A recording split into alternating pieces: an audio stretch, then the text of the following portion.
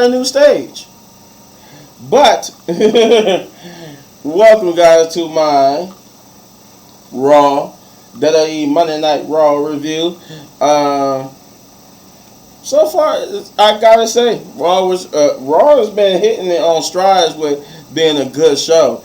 And then it's like, but you could tell because the quality of SmackDown has not gone down, but it's like it's not as good as Raw. But that is because one half of the problem is that Roman Reigns is not on the show. But that's a whole different video for a whole different time. We got a lot to go through here, so let's do it.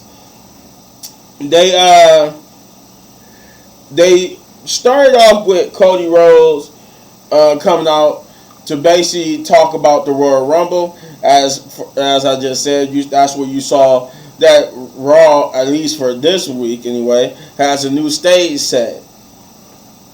But yeah, Cody would come out basically talking about, doing his usual what you want to talk about, saying that, oh, I could talk about this, I could talk about that, but what he really wanted to talk about the reason why he's standing here, and that he wanted to talk about the Royal Rumble and how he basically would win the Royal Rumble and finish his story. But Drew McIntyre would come out and basically he said, I know we had conversations before, but it was mainly about his anger towards Cody bringing Jay to Monday Night Raw, but he really wanted to catch up with him and talk about how they are similar and how they walk similar paths. And then he told Cody to be his more authentic self, to start wearing the suits and start smiling all the time, because he learned that when he's his true self and he's very focused and like he is now, he is his most dangerous self. And that Cody Rhodes, if he even made reference to the memes and the jokes.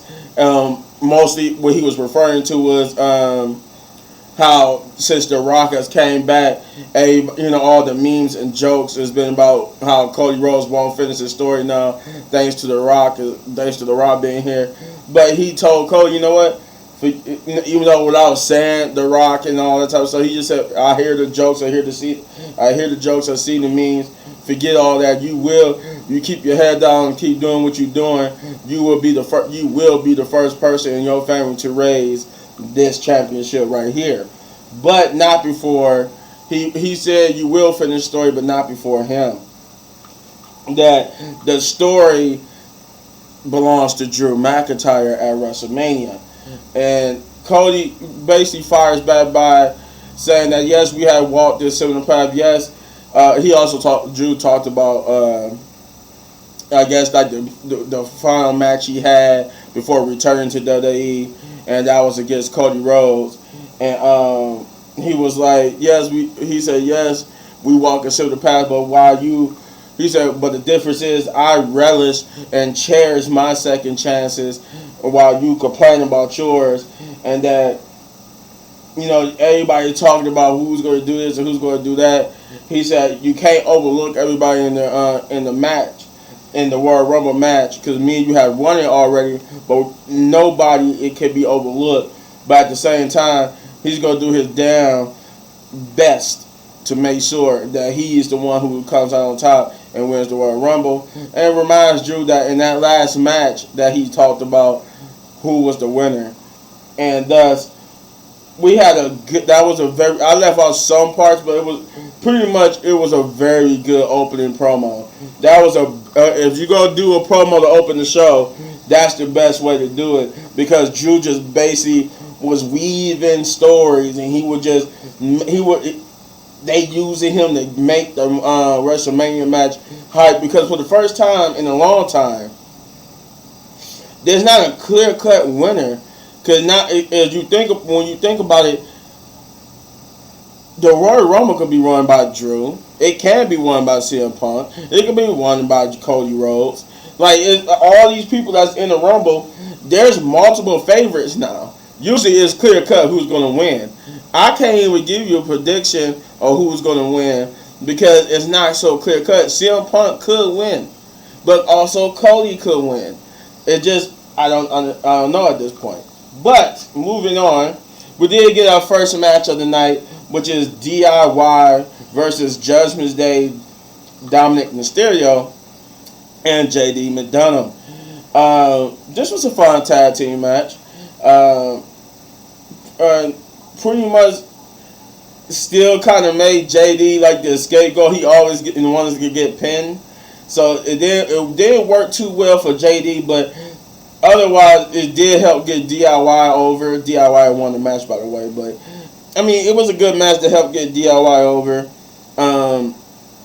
A nice way to protect everybody by having JD get pinned, but hey, it is what it is. It was a good match nonetheless. Throughout the whole night, I would just say here, too, R-Truth was confronted. Well, I don't want to even say throughout the whole night. R-Truth got confronted by Damian Priest because he was out there selling Judgment Day merchandise, and this would lead to them basically R-Truth giving Damian Priest his cut, which actually surprised Damian Priest, and Damian Priest told him, you know what? Okay. You know, it's like he was warming up to him. He was there at first to tell him to stop doing this, but then he was like, all right, shit, you going to give me a couple of money, okay. And they told him not to tag in tonight. And that would, the rest of the story would probably lead into the match later on tonight when him and Finn Balor face R-Truth and The Miz. We will get the next match, which is Chelsea Green and Piper Niven versus Indy Hartwell and Candice LeRae, which was a good match. Candice LeRae and Indy Hartwell got a promo hyping them up, revealing to the world a promo like a reveal to the world promo of who they are as a tag team and how they are former NXT Women's Tag Team Champions. It was a good match. I enjoyed it. Nothing too bad with Piper and Chelsea Green losing.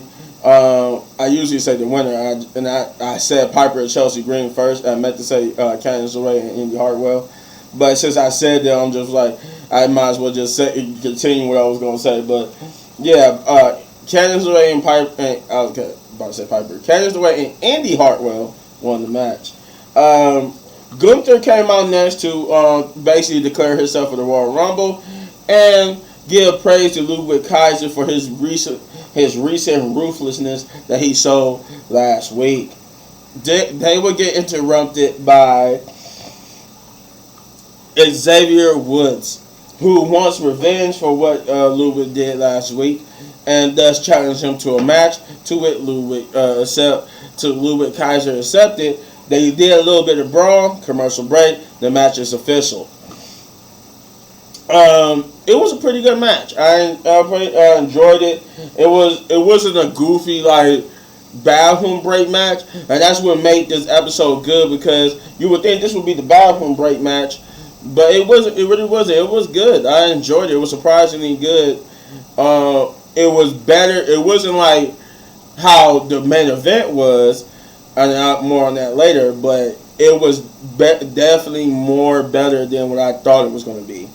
But Ludwig would win via disqualification because he tried to hit Xavier Woods with Wade Barrett's chair like he did Kofi last week, but he would duck it, and Kofi would use that same chair to hit Ludwig with, giving Ludwig the win via DQ. They were brawl for a short time, but Xavier Woods would stand tall. During the match, I guess Xavier Woods got busted open, like not in the face, but he was busted open somewhere. He got a cut somewhere, or somewhere in his mouth area. He got hurt and he was bleeding from the mouth. But yeah, Xavier Woods would, after the match, they were brawling, and Xavier Woods would stand tall. He would later on give an interview backstage. Or a little bit short while after that, he would give an interview backstage talking about how he wants his pound of flesh and revenge on Ludwig. But Ludwig would interrupt by attacking Xavier Woods and was starting to beat down him. But Xavier would be saved by Jey Uso, who would basically chase Ludwig off, and thus that was the end of that. We got Akira Tozawa next, who basically who was going up against Ivar, and you could tell they really are trying their best to impress one of the biggest Japanese free agents coming soon. Because this match was okay. Now this was the true bathroom break match, but it ended up being surprisingly okay because Akira got the win here over Ivar. They subverted expectations instead of giving Ivar the victory over Akira. Akira got the victory, but they will later pay for that victory.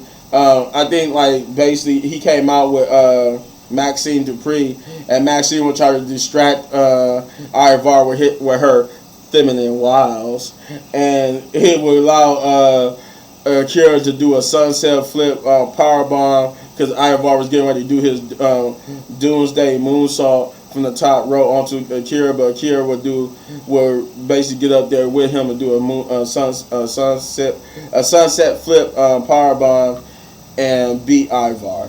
But then but him and Valhalla would basically beat up Maxine and Ivar to stand tall anyway.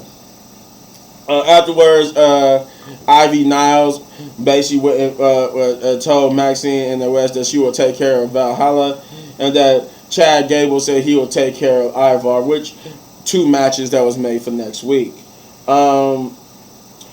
Rhea, I forgot too when earlier too, Judgment Day basically was wondering where Damian Priest was after his meeting with R-Truth. He came and basically told them where he was. He was getting his cut of the merchandise sales from R-Truth, but that he was making plans for Drew to deal with Drew McIntyre. Guys, he seemed to be the only one who was tired of Drew McIntyre running his mouth about the Judgment Day. So he went to Pierce and made a match. Then the rest of it was just about R-Truth and how they need to go get their cut. The reason why I mention that is because doing this, Rhea, who they sold, I think they had sold like a video package of Nia Jax, and Rhea off of this said she gotta go address her division, and that's where we get here.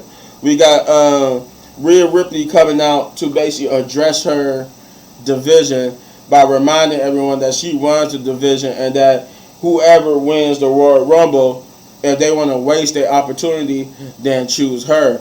But they want to actually make something of their opportunity, then choose someone else, because she, as in mommy, is always on top. She would get then interrupted by Becky Lynch, who basically came out and told Rhea that they are the two of the best to ever do it, and that she needs to Becky needs to win the Royal Rumble because there's a little dark voice in her head telling her that that Rhea might be better than her. So to disprove this voice in her head, she needs to go win the Royal Rumble and challenge Rhea at WrestleMania. And Rhea tells her, there's only one person that wants you to win the Royal Rumble more than you, and that's me. And she told Becky to see if she'll see her at WrestleMania. Pretty good promo. I ain't got nothing to say about that one. I enjoyed that because I actually want to see Becky versus Rhea. We did get R-Truth and the Miz, or the Awesome Truth, versus Judgment Day's Finn Balor and Damian Priest. And this was a funny little match where basically Priest did tell R-Truth not to tag in, but he was like conflicted. On one side he wanted to be a tag team partner with the Miz, but he also wanted to be a part of Judgment Day, even coming out with Judgment Day, and he was conflicted. He would beat up on both Damian Priest and Finn, but then he'll be like, "Oh, I forgot you're my dude. I can't do this. I'm sorry." But then they'll beat him up, and he'll turn around and beat them up. It all led to the Miz and R-Truth winning. Oh no, I actually got that wrong. I said that, and then I'm like, wait a minute. I looked at my notes, like, no, wait a minute. Judgment Day won because I think R-Truth did something, took out Finn Balor, but then Damian Priest was the legal man, so he gave him a choke slam, south of heaven, and no, Damian wasn't the legal man. Finn Balor was, but he did hit R-Truth with the choke slam south of heaven. And but he was very conflicted, like he didn't really want to do it because he actually think R-Truth was an okay person, but Finn Balor will crawl over and get the pin on R-Truth. We then got a little quick match with Zoe Stark and Shayna versus Tegan Nox and Natalya, with Zoe and winning. Not too much to say here. It was a pretty good match, putting Zoe and Shayna closer to having a match with the tag team champs, which it seems like it's going to happen next week. If I think Katana Chance and Kaden Carter got like a tag team match, tag team championship match on Friday Night SmackDown. But I think that if they win, they'll take them on next week. And then we get the main event, which is by far, and I mean by far, this main event was superb. Like, it was better than what I thought it was going to be. I mean, I almost said a cuss word here, but holy crap, that main event, yes, that main event was the bomb, and Jinder Mahal took it.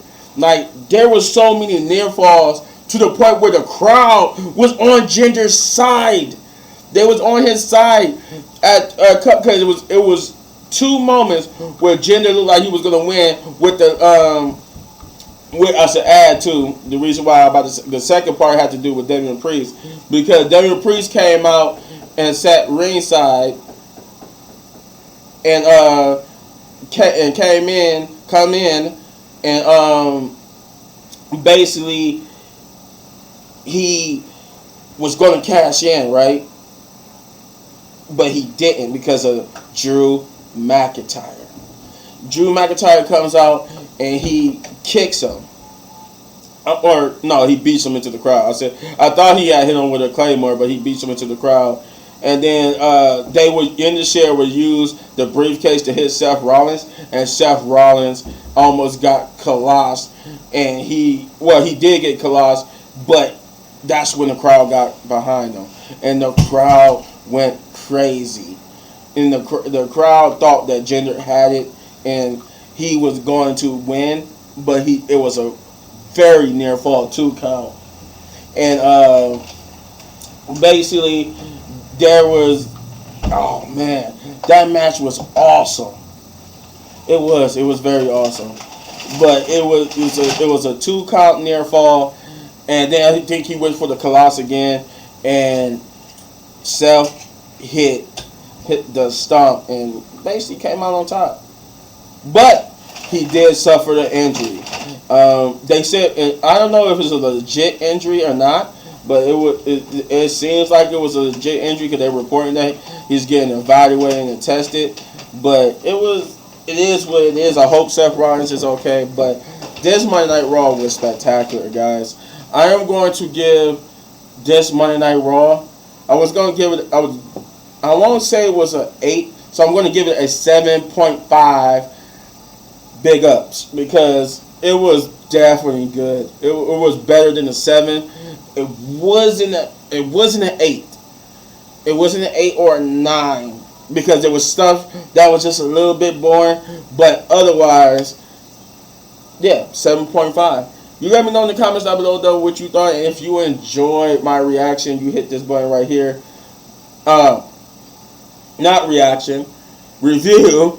My WWE, you hit this button right here for all my WWE reviews. And if you enjoy the channel so much, you want to support the channel. You want to enjoy the video so much, you want to support the channel. I'm all discombobulated because I'm so excited about that match. You know what to do, guys.